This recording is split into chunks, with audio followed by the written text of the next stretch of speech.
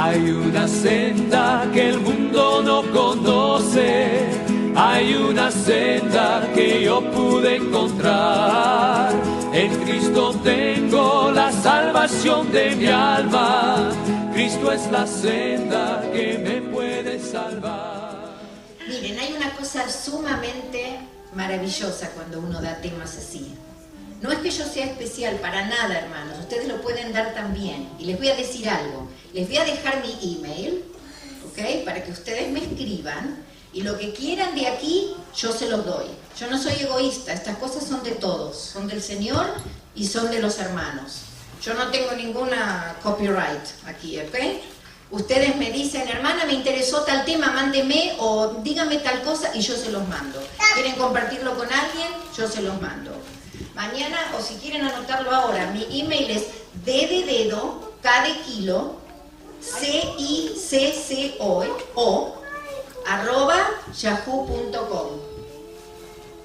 Podría ponerlo, pero bueno, ahora no lo escribí, pero lo voy a tratar de poner mañana, ustedes lo van a ver. Lo voy a repetir de nuevo, dcasico, @yahoo.com.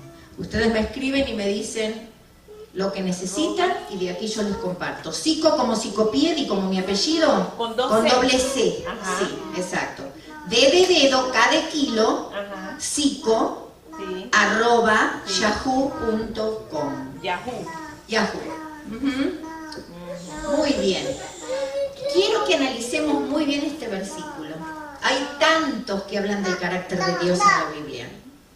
Lo que Dios más quiere es que nosotros lo conozcamos, que sepamos cómo realmente Él es.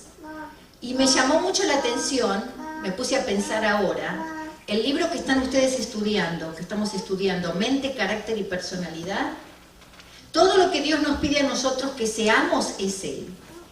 Dios no nos va a pedir nada que Él no haga. Pónganse a estudiar un poquito el carácter de Dios y se van a dar cuenta. Sería injusto que Dios nos pida algo a nosotros que hagamos que Él no es. Dios quiere comunicarse con nosotros y quiere cambiar nuestro carácter a su imagen, porque así lo hizo Adán y Él espera recuperar eso en nosotros. Solo queda que lo dejemos y solo queda que lo conozcamos. Y les digo algo, no es un proceso que empieza en el cielo, empieza aquí, cuando nosotros lo buscamos al Señor. Por supuesto, la glorificación y perfección final va a venir cuando Él venga.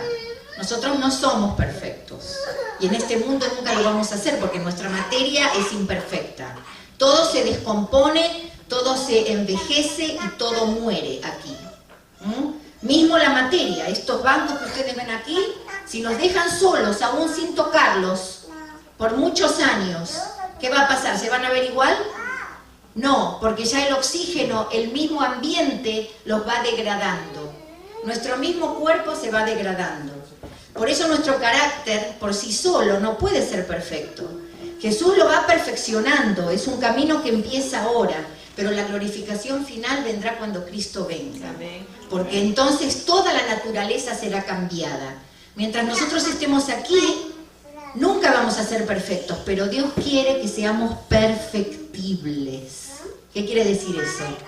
Que nos vayamos mejorando, porque tenemos que creer en su poder. Si Jesús hace milagros, si Jesús cambia las cosas, si Jesús nos da otra mente, entonces nos tiene que dar otro carácter. Claro que sí, porque nada hay imposible para Dios. Pero es un proceso, y es un proceso de toda la vida. No se desanimen cuando ustedes sientan que, ay, otra vez me equivoqué, otra vez hice esto que no me gusta, otra vez. Lo importante es que nosotros le demos lugar al Espíritu.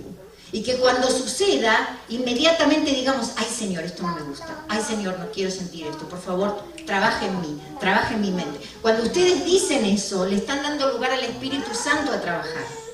Pero si ponemos el ego y el orgullo y empezamos a decir, ah no, yo soy bueno, tú eres peor. Y bueno, yo me equivoqué, pero tú también, no hable. Entonces, si hacemos eso, no le estamos dando lugar al Espíritu de Dios. Miren, lo contrario al trabajo del Espíritu de Dios es el egocentrismo. Acuérdense de eso. Si yo pongo mi ego primero, no lo estoy dejando trabajar a Jesús. Porque Dios me da libre albedrío.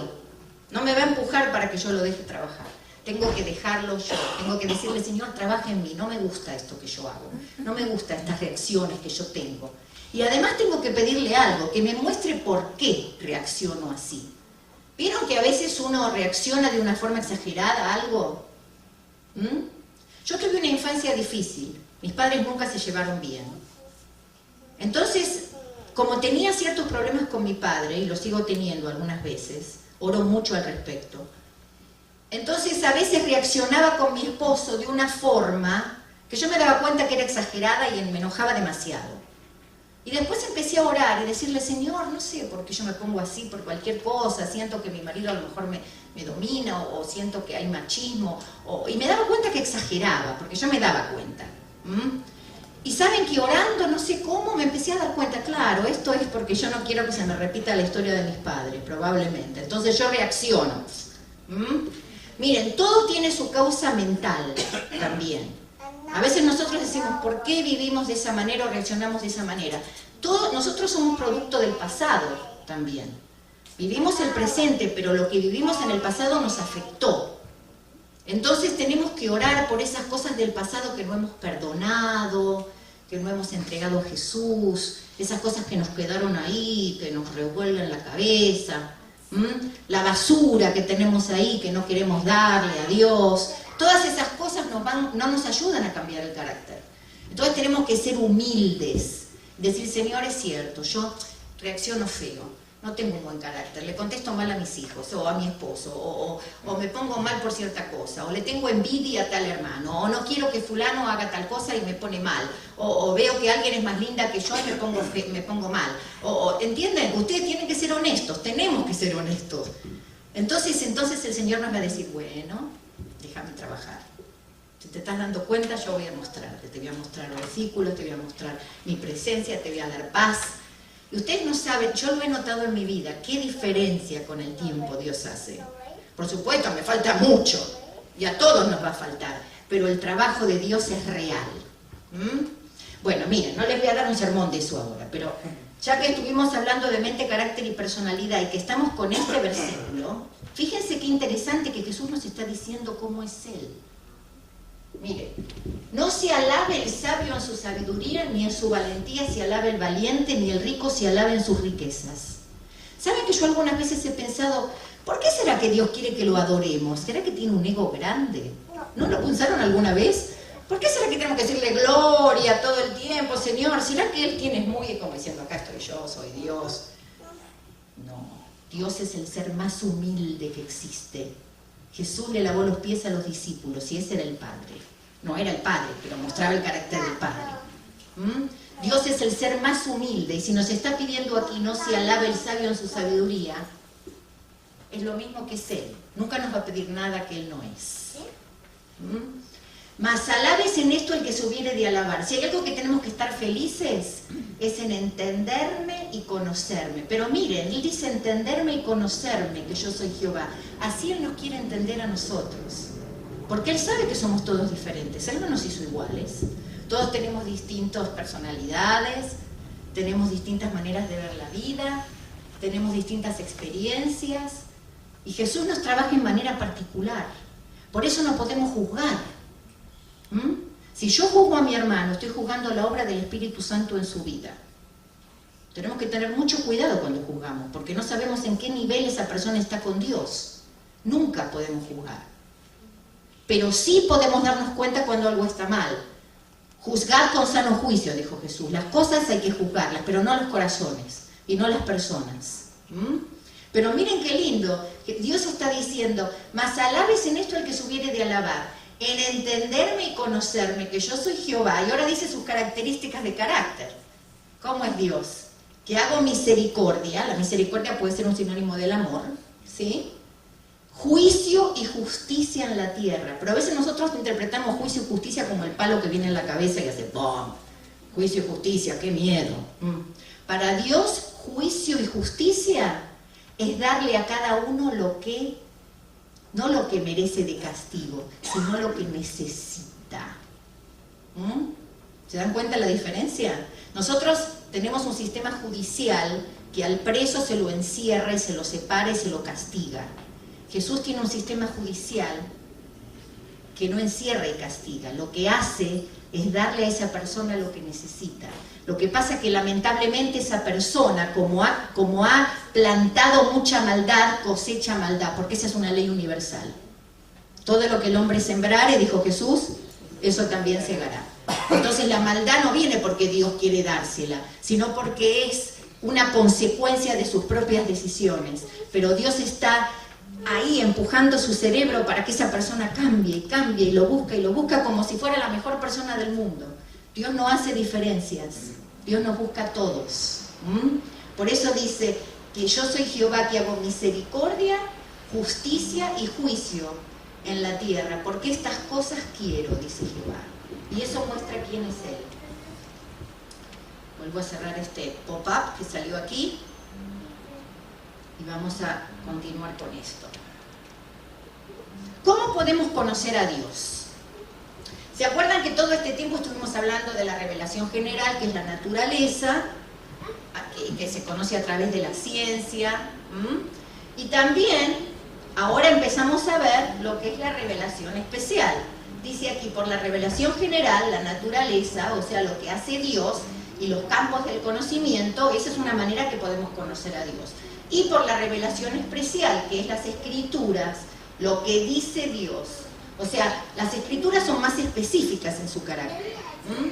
Los campos del conocimiento, que es la ciencia, ¿qué muestra la ciencia? Que Dios es inteligente, ¿sí?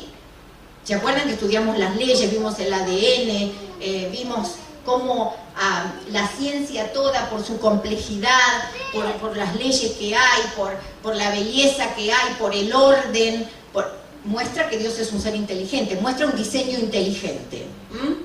La historia muestra la dirección de Dios en el tiempo. O sea, Dios no solo se preocupa por la materia, sino también por el tiempo nuestro, que es la historia de este mundo. Y la historia individual de cada uno. Pero miren, también está la experiencia individual y grupal. Por eso Dios nos pide que seamos una iglesia y que estemos juntos. Porque Dios quiere también la experiencia social de cada uno de nosotros, ayudándonos cada uno de nosotros. Y saben que eso también nos muestra que Dios es triuno. Porque si Dios nos está pidiendo que seamos sociales con nuestros iguales, Dios tiene que ser algo, tiene que ser un poder que pueda hacer lo mismo. Padre, Hijo, Espíritu Santo. Entre ellos también tienen su sociabilidad y también tienen su correspondencia y también tienen sus planes.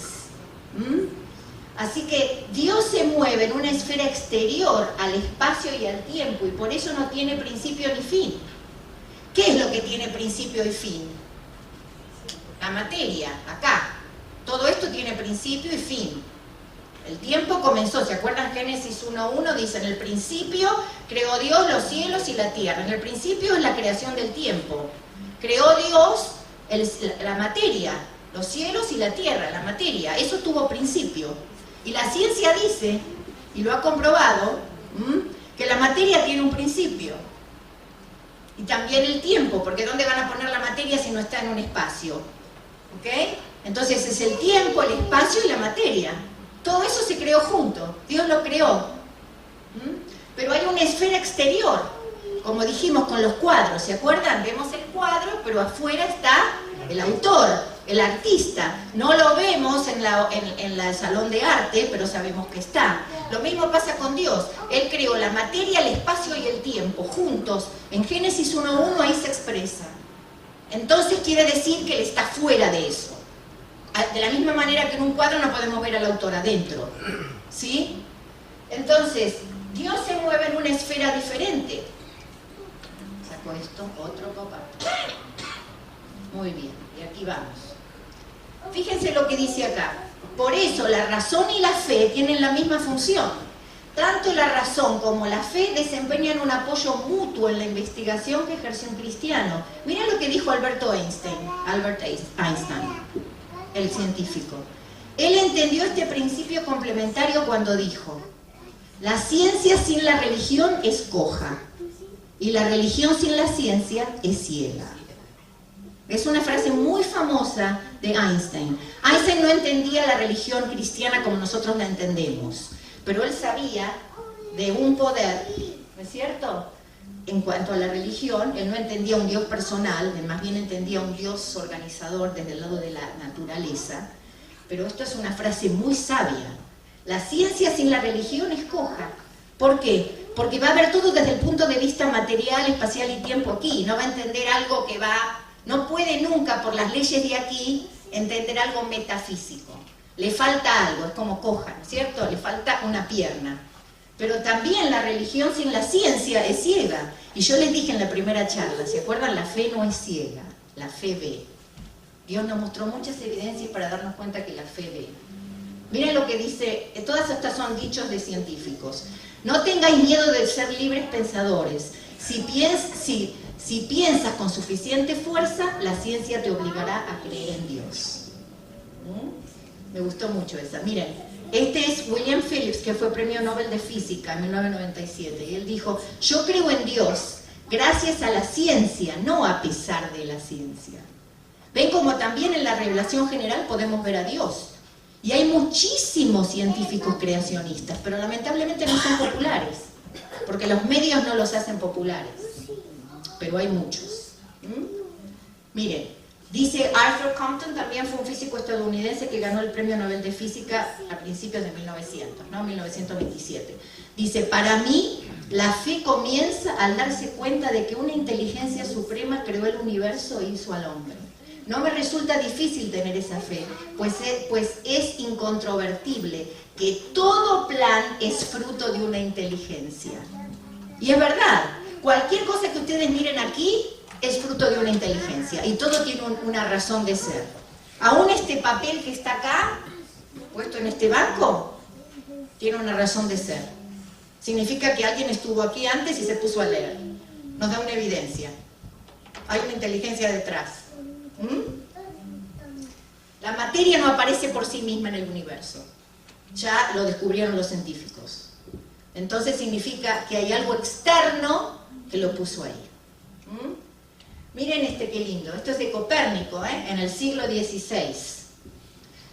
¿Quién que vive en íntimo contacto con el orden más consumado y la sabiduría divina no se sentirá estimulado a las aspiraciones más sublimes? Qué lindo, ¿no? O sea, él veía cosas tan maravillosas que le llevaba a aspiraciones más sublimes. ¿Quién no adorará al arquitecto de todas estas cosas? Dijo Nicolás Copérnico. Y estos dos más, dice Arthur Compton, que fue el físico que sacó el premio Nobel de Física en 1927, dice, para mí la fe comienza con la comprensión de que una inteligencia suprema dio el ser al universo y creó al hombre. Yo no encuentro difícil tener esta fe, porque un universo ordenado, inteligente, da testimonio de la más grande declaración jamás hecha. En el principio creó Dios, que es el Génesis 1:1. Y Louis Pasteur fue el que descubrió las vacunas contra la rabia. Científico francés cuyos descubrimientos tuvieron enorme importancia en diversos campos de las ciencias naturales, sobre todo en la química y la microbiología. Dice, cuanto más estudio la naturaleza, más asombrado quedo ante el trabajo del Creador. Un poco de ciencia distancia a uno de Dios, pero mucha ciencia le acerca a Dios.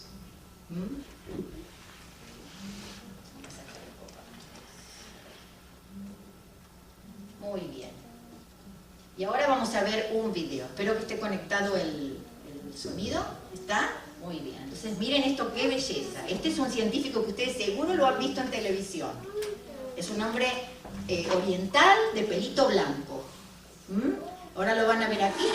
Sistema Vivo.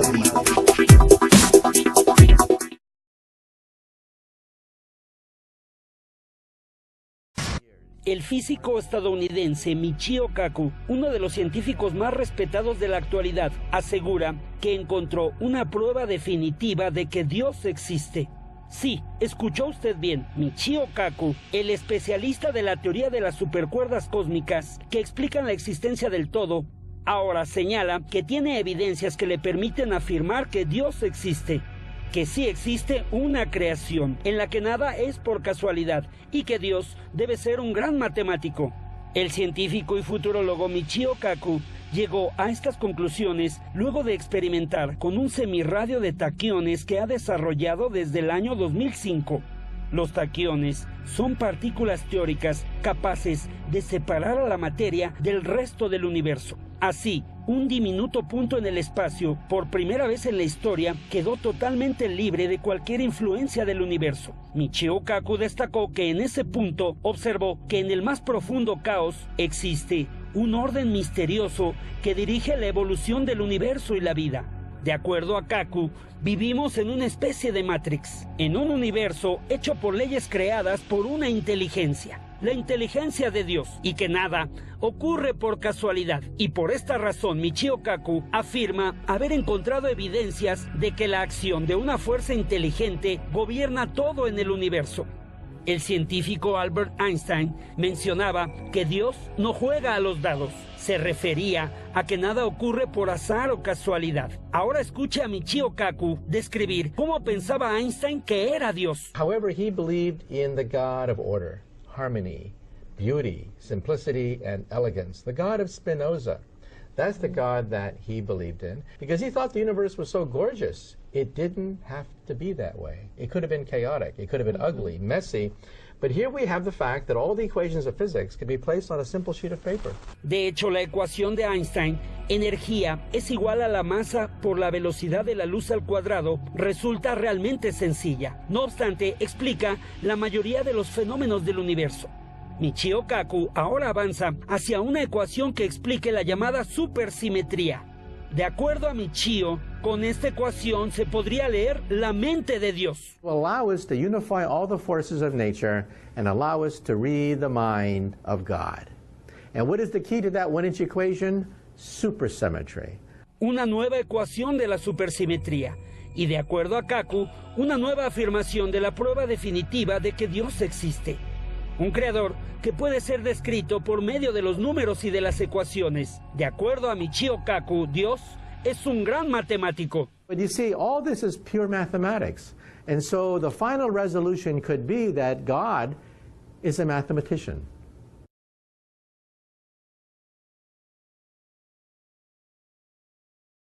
Como es Dios, pero le falta la parte personal de Dios, ¿sí? Él no cree tanto en esa parte personal que la Biblia expresa.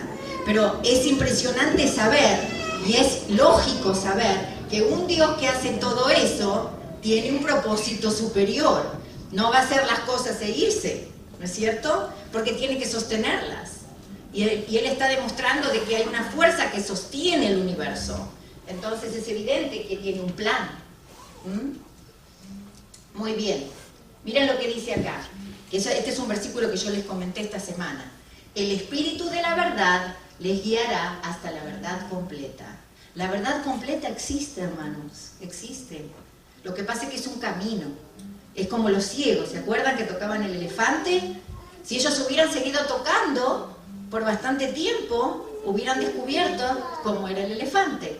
Nosotros todavía tenemos que seguir aprendiendo. Nunca pensemos sabemos todo. Es cierto, nuestra iglesia, con la gracia de Dios y el espíritu de profecía, de lo que vamos a hablar mañana, y no se lo pierdan, tenemos una luz muy grande, pero Dios va a seguir comunicándose con nosotros. Dios va a seguir llenándonos de su presencia. No piense que, bueno, ya está, les di todo y ahora arréglense. No, no es así. Dios sigue guiando a su pueblo siempre, siempre, y lo vamos a ver. Pero bueno, siguiendo con esto, siguiendo con lo de hoy, vamos a hablar de un tema súper interesante. Ahora van a ver. Esto era de los campos de cómo Dios se comunica. Yo lo puse de nuevo porque como mostré lo de la ciencia, ¿se acuerdan que les dije que Dios tenía 4 formas de comunicarse? Uno era por las ciencias naturales, después por las ciencias de la historia, y les mostré el gráfico de cómo la Biblia muestra los distintos periodos y cómo Dios va obrando en cada periodo. Ese es un tema que solo ese gráfico puede llevar aparte una semana o más para estudiar. Yo solamente lo di como una idea, pero la mayoría de ustedes lo entienden. Pero de todas maneras, si quieren estudiar más sobre ese gráfico histórico, que comienza desde las 70 semanas y después todo lo demás, ahí tienen que continuar estudiando. El campo de la lógica, el pensamiento filosófico. Dios también nos hace tomar lógica y pensar. Ahí también Dios habla por medio de la conciencia. Se basan en análisis y teorías del razonamiento. Cuando nosotros leemos la Biblia, Dios nos hace tener lógica con lo que vamos leyendo. Y además, el campo de la experiencia personal y colectiva. ¿Cuál es esa? Es esa parte que cuando yo quiero hablar de Dios digo, yo creo que Dios existe porque Él me dio una evidencia. O sea, cuando es algo personal, Dios también habla así.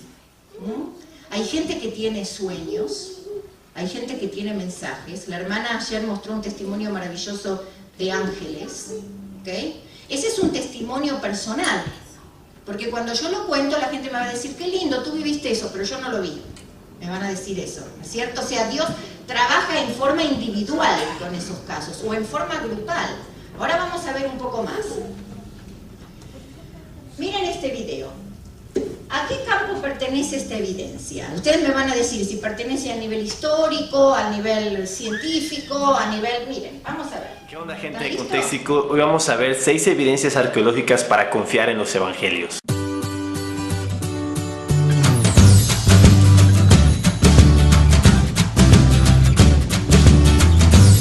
Antes de entrar a estas 6 evidencias, déjame decirte algo. La arqueología no te va a hacer creer en Cristo. Para creer en Cristo tú necesitas una obra sobrenatural de Dios. Pero si tú no te acercas a la Biblia porque no crees que su contenido sea serio, que su contenido sea real, sea histórico y sea confiable, déjame decirte que la arqueología ha demostrado una y otra vez que el contenido de la Biblia es histórico, es real y es confiable. Así que aquí te van 6 evidencias arqueológicas para creer en los evangelios. Muchos críticos por mucho tiempo dudaron de la identidad de Poncio Pilato. Incluso mucha gente llegó hasta dudar de su existencia histórica. Sin embargo, en 1961 se halló la famosa piedra de Pilato. Esta piedra data de los años 26 al 36 después de Cristo y lo describe como un prefecto romano que gobernó en Judea, justo como los evangelios lo dicen. El estanque de Betesda mencionado en Juan 4 ha sido motivo de muchas controversias, porque aunque primero los arqueólogos habían descubierto el estanque de Betesda, también habían descubierto que no tiene 5 pórticos justo como Juan lo describe. Entonces muchos críticos se tomaron de esto para decir que el evangelio de Juan no era un evangelio serio, ya que según ellos no describía con exactitud cómo era el estanque de Betesda. Sin embargo, en recientes excavaciones los arqueólogos descubrieron los 5 pórticos que Juan describe.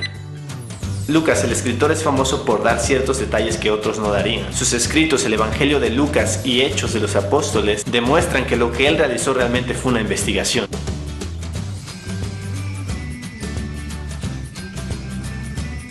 E increíblemente los arqueólogos han descubierto que estos 95 lugares están exactamente donde Lucas dijo que estaban. Lucas en su Evangelio, en el capítulo 3, versículo 1, menciona a Lisanias, tetrarca de Abilene. Seguro nunca te habías dado cuenta de eso. El caso es que según Lucas, este personaje debió estar viviendo y gobernando en este lugar en los años 20 después de Cristo. Pero los arqueólogos por mucho tiempo habían ubicado a este personaje en tiempos posteriores. Sin embargo, se descubrió una inscripción que data del año 14 al 37 después de Cristo, en la cual se menciona a un tetrarca llamado Lisanias. Por lo cual los arqueólogos han concluido que existieron 2 tetrarcas que se llamaron Lisanias en diferentes épocas. El censo que nos narra Lucas en el capítulo 2, en el cual José y María tuvieron que regresar a Belén, ya que para elaborar este censo se había dado la orden de que todas las personas regresaran a su lugar de origen. Este censo ha sido usado por los escépticos para atacar a la Biblia, siendo que esta práctica no tiene sentido en nuestros días y mucho menos que era una práctica que tuviera sentido en esa época. Lo que dicen es que la evidencia histórica demuestra que los censos en esa época no se hacían de esta forma. Sin embargo, la arqueología ha descubierto un documento que data del año 104 después de Cristo, donde se describe un censo de las mismas características en Egipto. Esto ha llevado a la conclusión a los arqueólogos que un censo de estas características si hubiera sido posible en el primer siglo, porque era una práctica común con algunos gobernantes. Por último, una de las más polémicas ha sido con respecto a la ubicación de Nazaret. Los ateos atacan fuertemente la Biblia por este lado, porque la Biblia describe a Nazaret estando en un lugar en Galilea, lugar en el cual Jesús creció y que incluso a Jesús se le conoció como Jesús de Nazaret. Pero el punto de ellos es que no hay documentos externos a la Biblia que confirmen la existencia de Nazaret o la ubicación de Nazaret justo donde la Biblia dice. La realidad es que los arqueólogos por mucho tiempo lucharon con este aspecto. Sin embargo, se ha descubierto un documento, el cual es una lista que contiene el nombre de los sacerdotes sacerdotes que fueron reubicados después de la destrucción de Jerusalén en el año 70. Estos sacerdotes fueron enviados a distintas ciudades y, oh sorpresa, uno de ellos fue enviado a la ciudad de Nazaret, lo cual quiere decir que en el año 70 después de Cristo existía un lugar llamado Nazaret.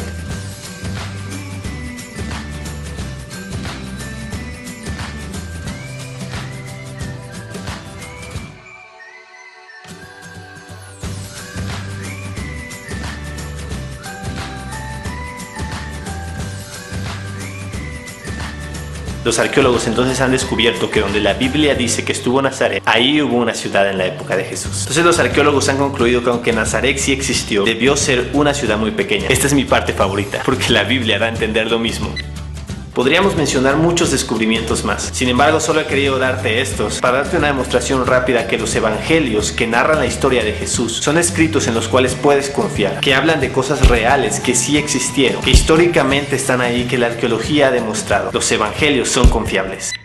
Si este video te gustó, ya sabes qué hacer, compártelo en tus redes sociales, suscríbete a nuestro canal, síguenos en Facebook y también en contexticotv.com. Ya les dijo en la respuesta.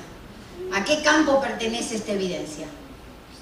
Histórico. La arqueología es una mezcla de la ciencia y la historia, porque el arqueólogo, cuando saca los artefactos que encuentra cavados en la tierra o cuando hace todo ese, también analiza los materiales con que están hechos, la forma en que estuvieron hechos, el tiempo en que fueron hechos y todo lo demás. Se necesita de la ciencia también.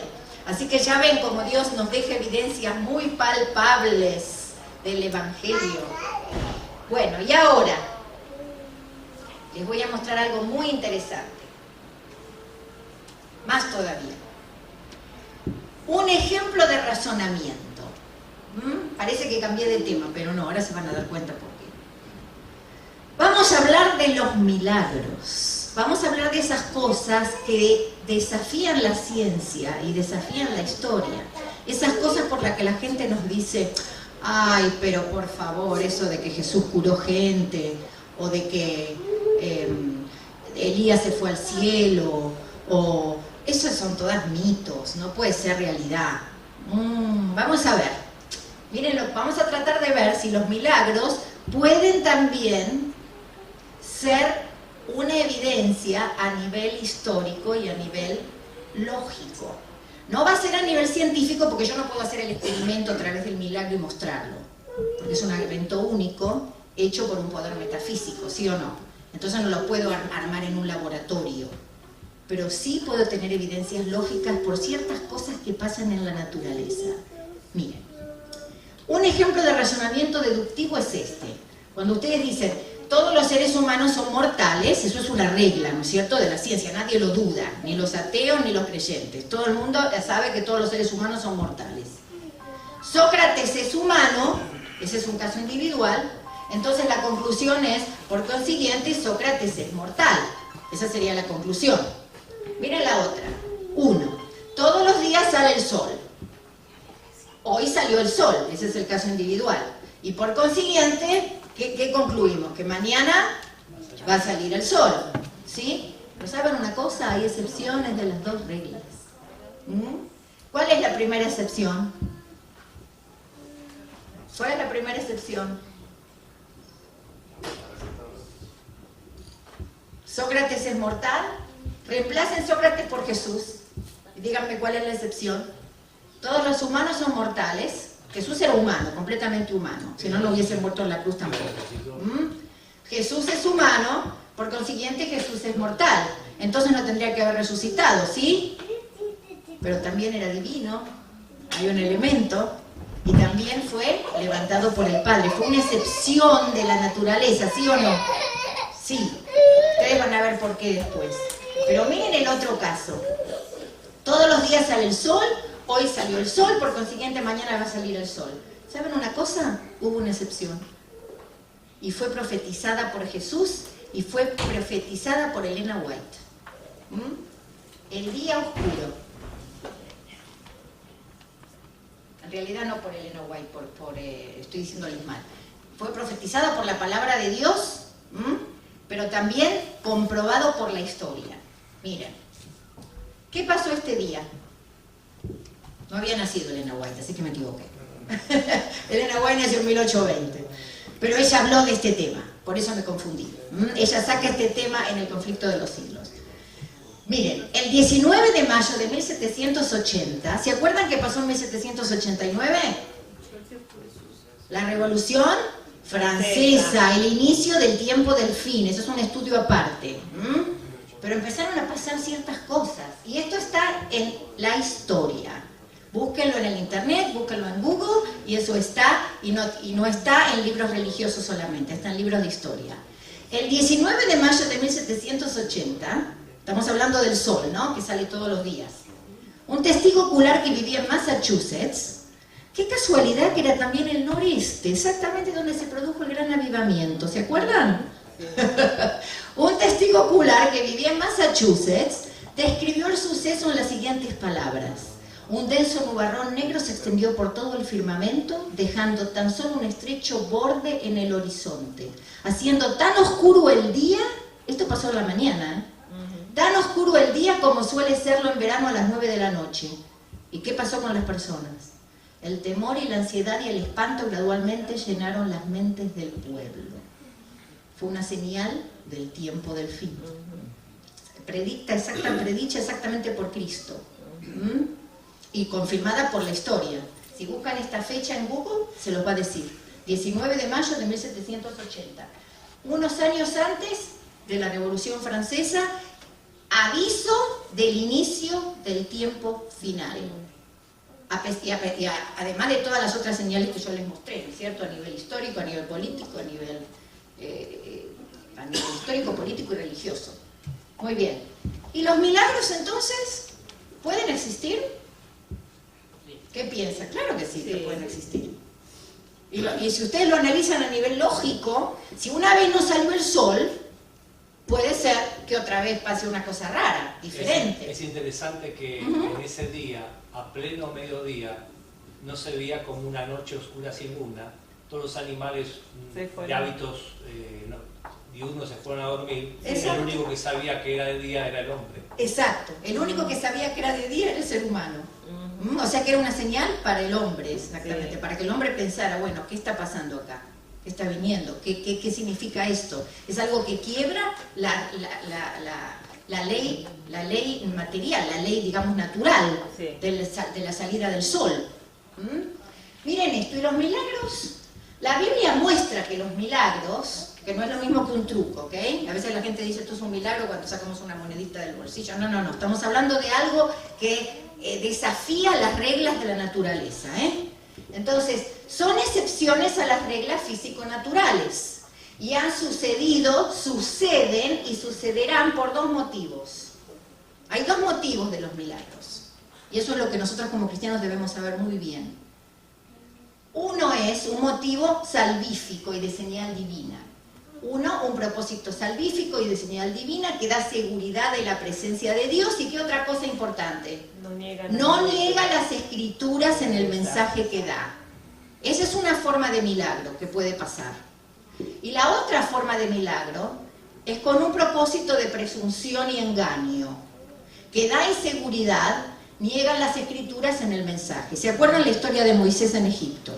Sí. Con las serpientes. Dios le había dado una señal, le mostró algo que desafiaba la naturaleza, un palo que se convirtiera en serpiente. Nunca más nadie dio un testimonio semejante. Sin embargo, cuando él presentó la evidencia, hubo gente que hizo el mismo milagro, una especie de milagro parecido, pero después la Biblia dice que el de Moisés fue más poderoso porque se comió las serpientes de los falsos, ¿no? Que también eso demuestra que el poder de Dios es mayor. Sí. Pero existen los milagros metafísicos. Yo les voy a decir una cosa, van a decir que exagerada, por favor. En una mentalidad naturalista y atea y materialista, los milagros no existen. Siempre les van a decir, no, es imaginación de las personas, es una histeria colectiva, hay otra razón, hay alguien que está engañando. Siempre van a buscar una razón científica, física, material. Pero miren lo siguiente, todas las culturas, toda la historia, desde el inicio del hombre hasta todos los pueblos, tienen sus historias metafísicas, ¿sí o no? Sí. Yo tengo, en mi familia la tengo. A mí me han contado cosas mis abuelos que es para agarrarse así. Ahora, ¿son todas de Dios? No. ¿Cómo sabemos? Solamente la Biblia nos puede decir. La ciencia nos va a decir, y no sé, quién sabe, pero miren, la televisión ahora está mostrando programas donde va gente a casas embrujadas con unos aparatitos que muestran ondas de vibración en el ambiente y según ellos descubren que algo cambia físicamente. La ciencia no lo sabe bien, la ciencia no lo puede explicar bien, pero que existen, existen. Ahora, alguno me va a decir, no, pero lo que pasa es que los pueblos creen esas cosas porque durante toda la historia, como no sabían la ciencia, entonces se imaginaban cosas para explicar los eventos naturales. Eso sí es una razón, es verdad. Hay cosas que son mitos y son inventadas, ¿ok? Como los mitos del origen de la lluvia, el origen de las cosechas, hay un mito muy famoso de la flor del ceibo en Argentina, ¿ok? Que se nota que por supuesto es un mito de una indiecita que murió y su cuerpo produjo la flor y cosas así. Todos los pueblos tienen cosas así. Eso puede ser que ellos se hayan inventado para entender lo que está pasando, pero hay cosas que suceden. Y suceden por testimonios de muchas personas, y aún hoy mismo.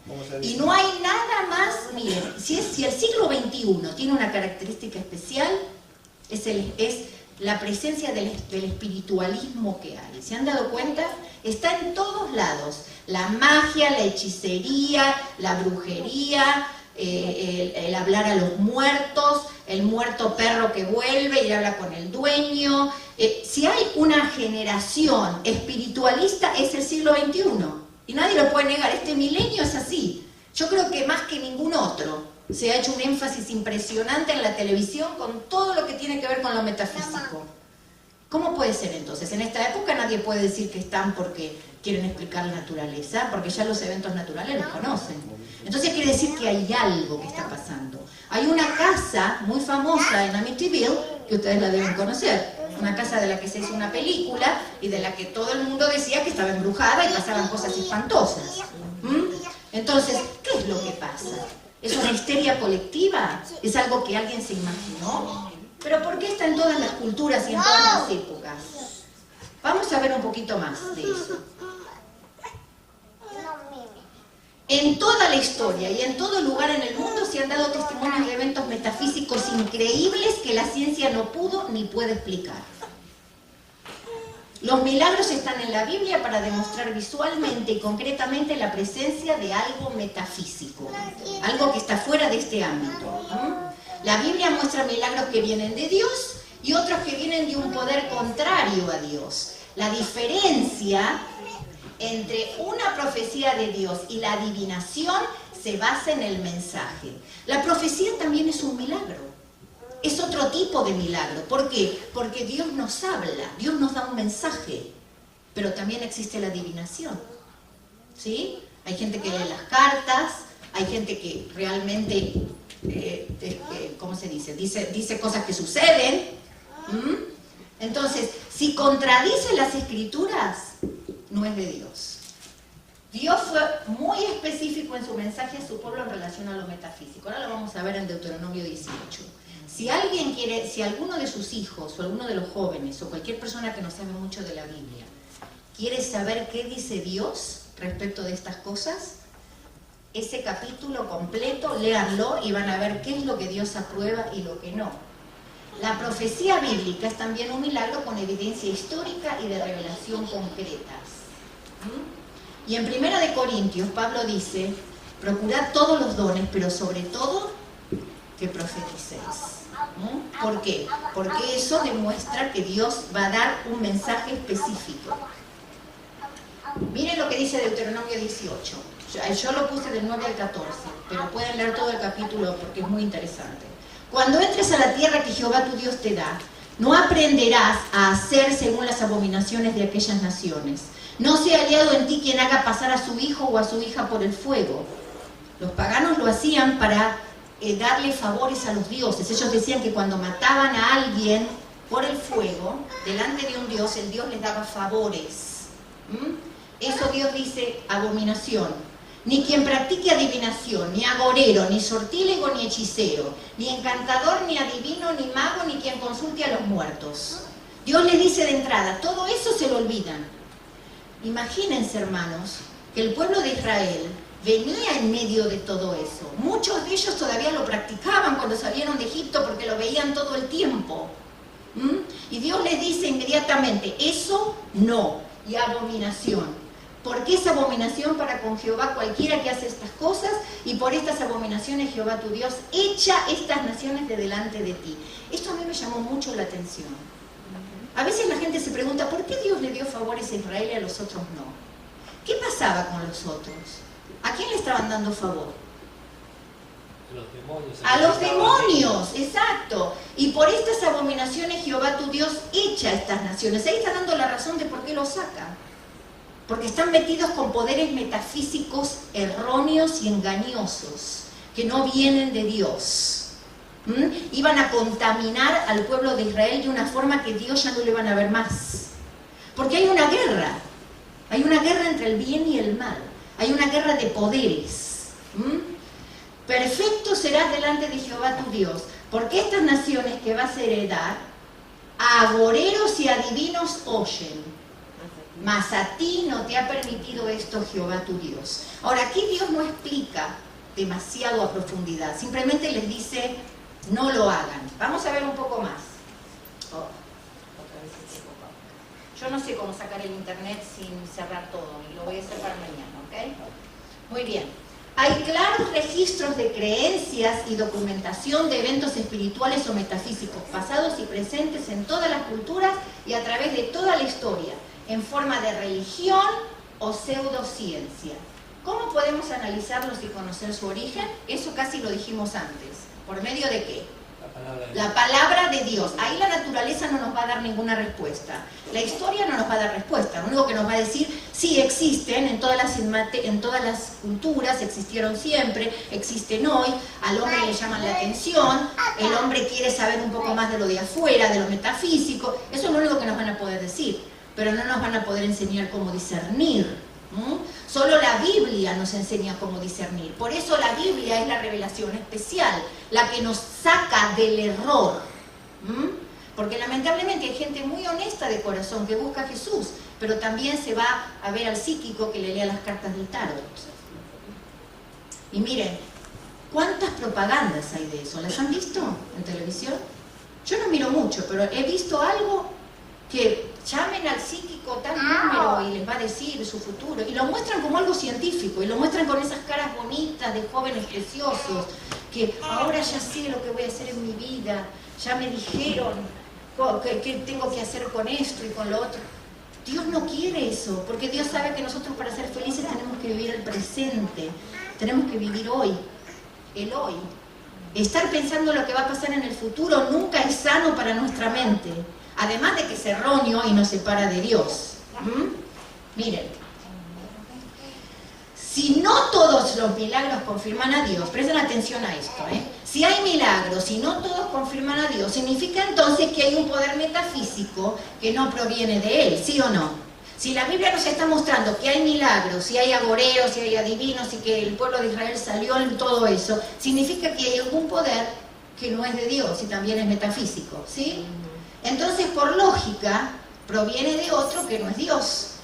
Es otro que es abominación para Dios. Porque Dios está diciendo, esto es abominación. Así que significa que el poder que hace estas cosas también es abominación. Está en contra de Dios y los valores de Dios. La maldad a nivel metafísico, hermanos, también existe.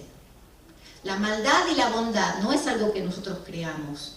Hay gente que piensa, los naturalistas les van a decir, bueno, la bondad y la maldad es relativa, todo depende de la cultura, depende del hombre, depende de lo que quiera pensar, de lo que... No, hay algo también metafísico en que hay una lucha de poderes. Por eso llegó hasta aquí. Y Dios la va identificando gradualmente a través de todas las escrituras, desde el Génesis hasta que la desenmascara totalmente en Apocalipsis. Y ahora vamos a ver cómo. Miren, Y fue lanzado fuera el gran dragón, dice en Apocalipsis, la serpiente antigua, que se llama Diablo y Satanás, el cual engaña al mundo entero. Fue arrojado a la tierra y sus ángeles fueron arrojados con él. Algo hizo este poder para salir de la misma presencia de Dios. Y dice también en Apocalipsis, esto va a ser en el futuro, cuando Cristo venga y ya el diablo no tenga más a quien tentar. Y vi un ángel que descendía del cielo con la llave del abismo y una gran cadena en su mano. Y abajo dice, prendió al dragón, la serpiente antigua, que es el diablo y Satanás, y lo ató por 1000 años. Quiere decir que si esto pasa en el futuro y lo va a atar, ¿cómo está ahora el diablo? Suelto. Y si está suelto, está actuando.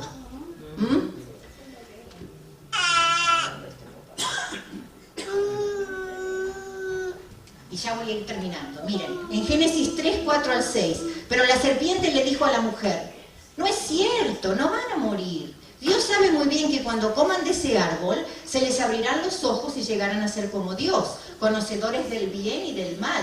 La mujer vio que el fruto del árbol era bueno para comer y que tenía buen aspecto y era deseable para adquirir sabiduría. Así que tomó de su fruto y comió, y luego le dio a su esposo y también él comió. Este versículo nos muestra cómo es el carácter de ese poder. Es mentiroso, ¿sí? Porque le dice, no es cierto, no van a morir. ¿Y qué está pasando ahora? Nos morimos. Muy bien. Dios sabe muy bien que cuando coman de ese árbol se les abrirán los ojos y llegarán a ser como Dios. Eso jamás pasó y nunca pasará. Nunca podremos ser como Dios. Somos la imagen de Dios, pero no somos como Dios. ¿Conocedores del bien y del mal? Sí, eso sí ha sucedido, porque lamentablemente hemos experimentado las dos cosas, el bien y el mal. Dios no quería que experimentemos el mal, porque el mal ya había empezado en el cielo.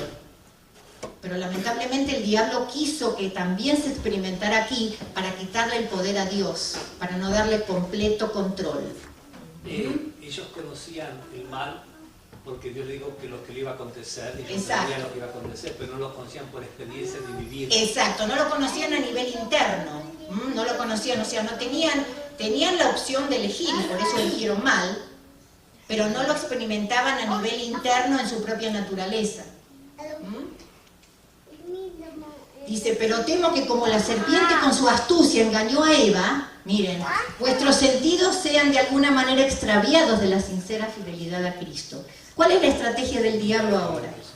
Nuestros sentidos. El diablo nos engaña con lo que vemos, lo que sentimos, lo que experimentamos, lo que tocamos, con la materia nos engaña, con nuestro propio ser, porque no es perfecto. Por eso la lucha. Y la serpiente arrojó de su boca, tras la mujer, agua como un río para que fuese arrastrada por el río. El río en la Biblia y las aguas significan muchedumbres.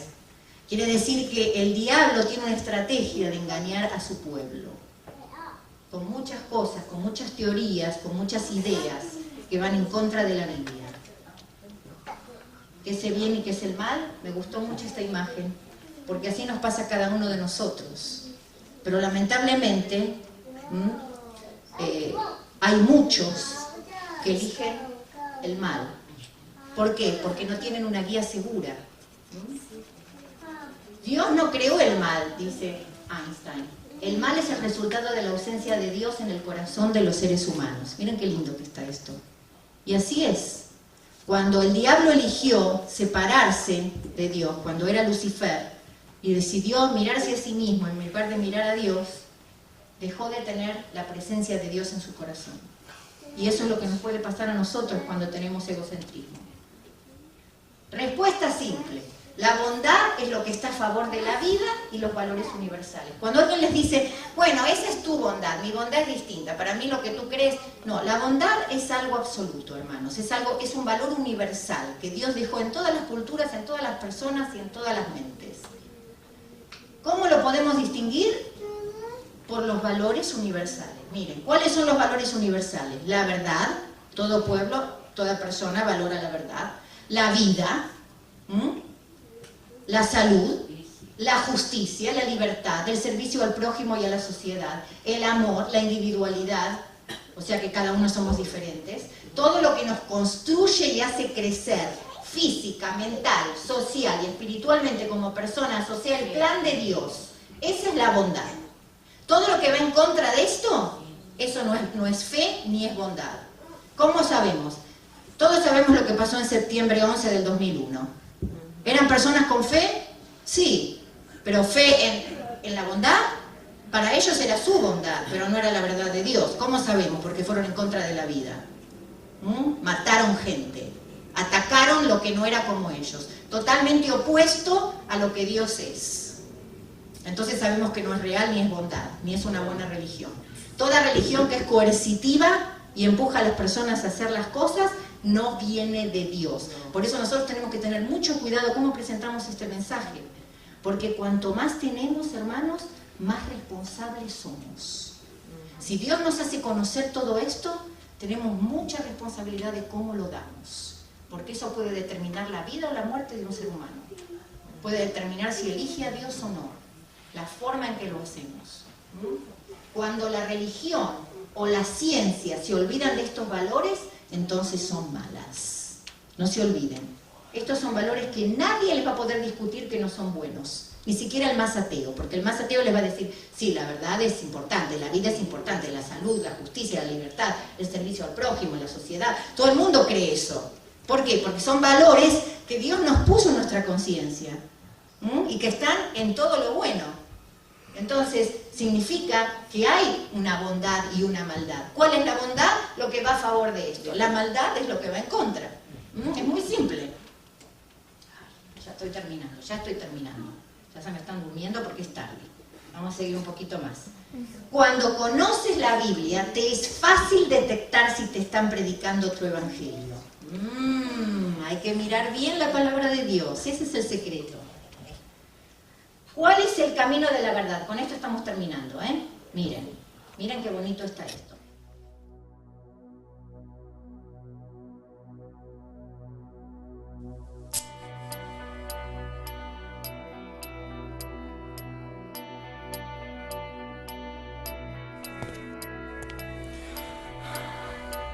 ¿Qué hay que hacer para ser salvo? De la respuesta a esta pregunta depende tu comprensión sobre Dios, el mundo y el futuro. Básicamente hay dos opciones. O bien tengo que hacer algo para ganarme el cielo, o no hay nada que pueda hacer para merecerlo. Dentro de la primera opción se engloban todas las religiones y filosofías del mundo en las que el hombre debe sufrir, sacrificarse y portarse bien para ir al cielo o alcanzar otra dimensión. Este planteamiento parece lógico. Es aceptado por la mayoría. El que algo quiere, algo le cuesta. Casi todo el planeta comparte la opinión de que el hombre debe esforzarse por merecer la salvación, y si no lo logra, es castigado. Pero, ¿y si eso no es cierto? ¿Y si la salvación no depende de lo que hagas? Quizá durante siglos no hemos entendido bien a Dios y qué nos pide. A continuación vas a descubrir, en 2 minutos, la verdad sobre la salvación. ¿Estás preparado? Comencemos. Hechos 16 da la respuesta más clara a nuestra pregunta. ¿Qué haré para ser salvo? Cree en Jesús y serás salvo tú y tu casa. Pero hay más. Juan 3. El que cree no es condenado. El que cree tiene vida eterna. Romanos y Galatas dicen que somos salvos por la fe. En Ezequiel 33 Dios no quiere la muerte ni siquiera de los que le rechazan. Si Dios pudiera salvarte sin preguntarte, lo haría. A ti y a todo el mundo. Pero no puede porque te ha creado libre. Aunque le duela, Dios no salvará a nadie que no quiera compartir con él la eternidad. El hombre malinterpretaba la ley como un requisito que cumplir para ser salvo. Pero nunca ha sido así. La ley no te puede salvar, solo puede señalarte el ideal. En Romanos 10, el cumplimiento de la ley es el amor. Jesús dice que si amas a Dios, guarda sus mandamientos. Y es que solo quien le conoce de verdad puede parecerse a él. Obedecer es resultado de una vida transformada, no su causa. Imagina que caes en un pozo y no puedes salir. Llega el rescate y te grita: ¿quieres que te saque? Sí. Pues sube. Si no puedo. Pues si no puedes, lo siento. Tu salvación debe implicar necesariamente algo que no puedas hacer solo. Si no, no sería un rescate.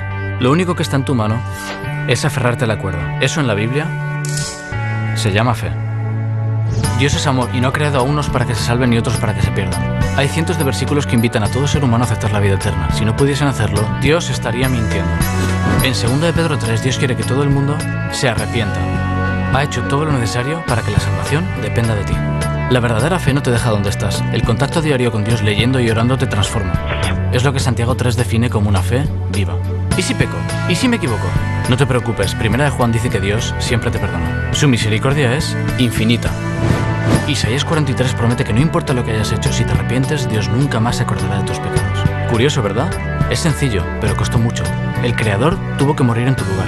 Y esa es la clave de la historia. Juan 3:16 resume así toda la Biblia. Léelo. Por cierto, hay algo que nunca lograrás por mucho que lo intentes. Jamás conseguirás que Dios deje de amarte. No lo olvides.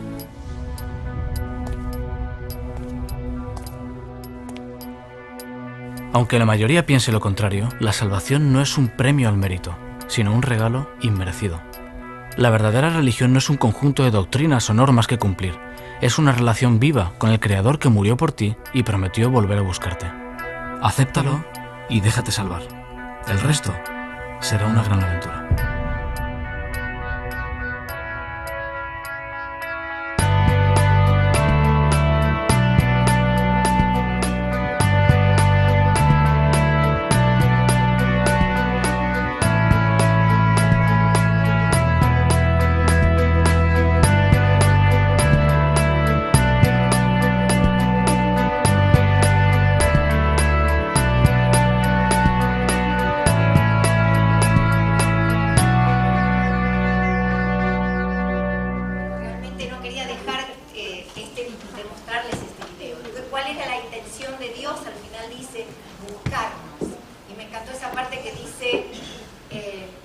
Si Él pudiera salvarte sin preguntarte, lo haría. ¿Vieron qué lindo? Es así, pero Dios no es coercitivo, Dios no empuja, Dios solamente nos invita.